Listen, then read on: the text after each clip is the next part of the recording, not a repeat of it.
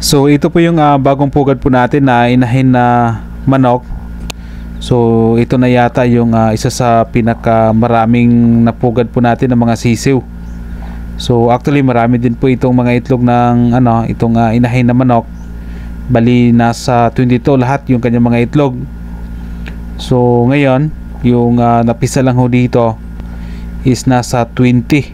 So dalawang itlog lang yung hindi napipisa. So yung mga total na mga sisiw niya dito is nasa 20 lang. So yan kita nyo. So ito na mga sisiw is na-upgrade na po natin ito sa isang Basilan roaster. Para pag-upgrade natin dito is madali po nating maibenta at mas mabilis lumaki yung nito. Yan mga sisiw. So medyo nakakatuwa yung isang inahin na manok na yan kita nyo ang dami po mga sisiw. So halos yung kanyang mga itlog is mapipisa po talaga yan kapag yung kanilang paitlogan tulad ng ganyan yung flat para balance yung init ng itlog sa katawan ng inahing manok. So yan Tapos ngayong araw, bali dalawa yung ipupugad po natin na inahin na manok. 6 7 8 9 10. Ano ba? Amot na.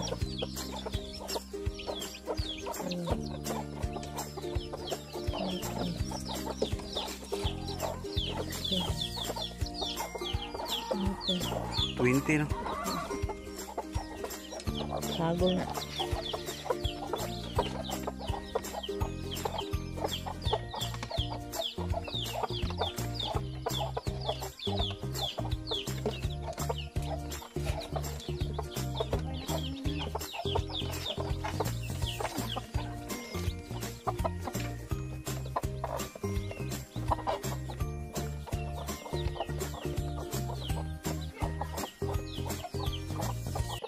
A few moments later. So ngayon is meron din po tayong pangalawa na ipupugad. So bali yung kanyang mga sisiw lahat is nasa 14.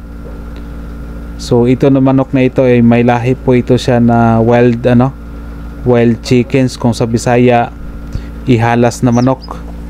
So yan kita nyo pati mga sisiw niya. Yan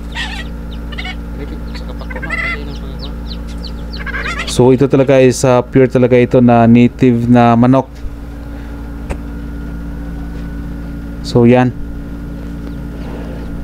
So yung sisiw nito is nasa 14.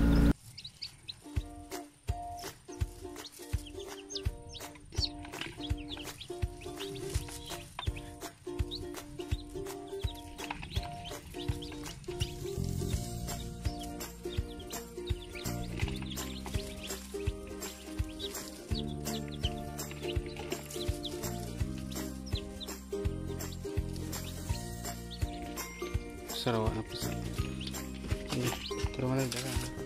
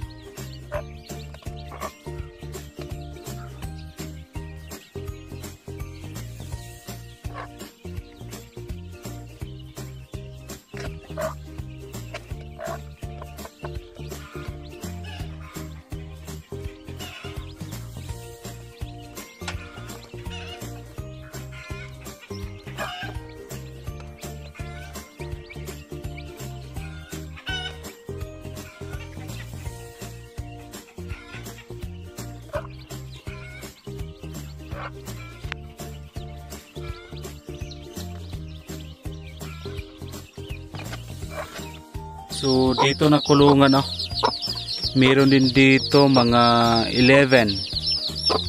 Ayan Mga bagong pugad din, oh. Then dito na side meron dito, yan, oh. Mga ano to, 8 yung nandito.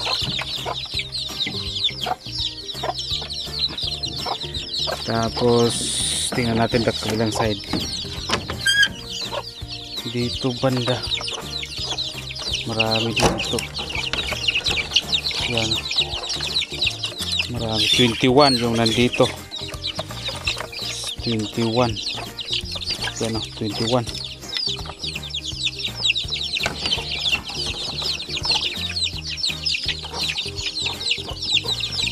Dito na side is dito, nasa 25 yung nandito, yan, dami. Dito din na side, marami din dyan. 21 yung nandyan. Then dito na side is 25. Ito. Tapos tingnan din natin dito. Ito isa.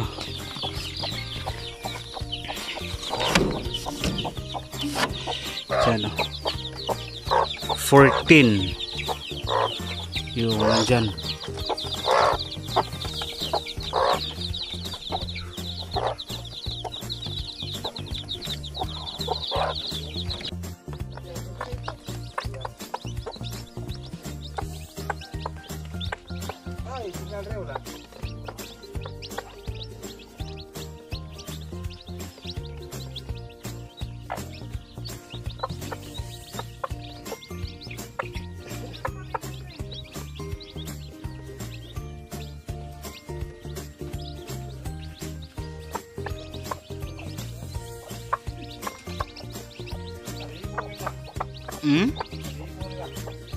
Sakto ra.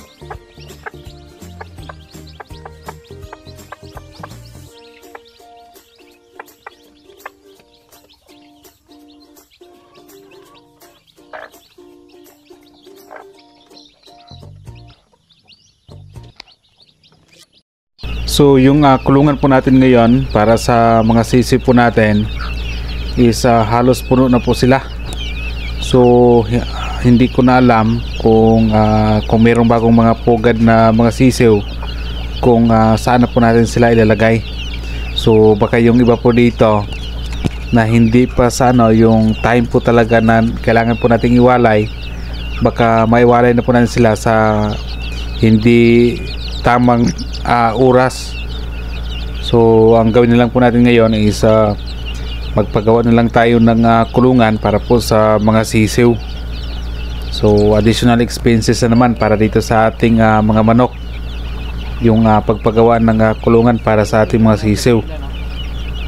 So napakagastos din po dahil sa ngayon mahal din po yung materyales, and also yung pagpagawa ng kulungan. So medyo mahal din po yung labor din po. So per day ay nasa 500 yung sahod sa tauhan kung gusto po natin na magpagawa po ng kulungan. And about naman dito sa mga sisiw po natin is actually hindi naman tayo gumagastos po dito ng ilaw, dahil kadalasan sa ating mga sisiw dito yung mga inahing mga manok mismo yung nagalaga po sa kanilang mga sisiw. So mas maganda na ito po yung gawin po natin dito, yung inahin mismo yung nagalaga sa kanilang mga sisiw, kasi nga mas healthy pa po yung mga sisiw compared po talaga sa mayroong may mga ilaw na mga sisiw o yung mga walang inahing mga manok na nagalaga.